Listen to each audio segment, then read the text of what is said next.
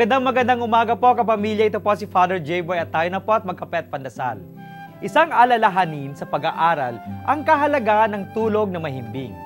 Ilan ba sa atin ang naglagay ng libro sa ating ulo habang natutulog sa paniniwalang papasok sa ating isipan ang mga kailangang tandaan sa libro? Ilan ba sa atin ang kulang ang tulog kapag malapit na ang isang mahalagang exam sa paniniwalang walang nangyayari sa utak kapag tayo nakahiga na?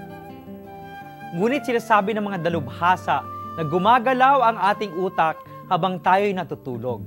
The neurons of your brain show vigorous rhythmical activity when you're asleep, replaying what you learned that day.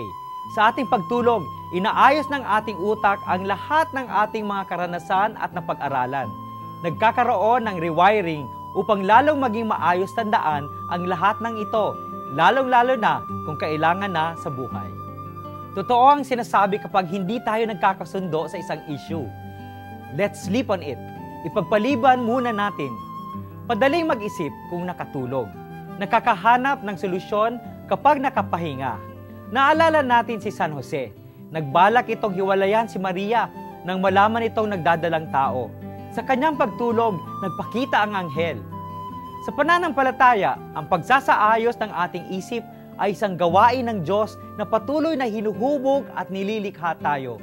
Pagdasal natin na sa bawat paghimbing, inaayos natin hindi lamang ang ating isipan, kundi ang ating buhay.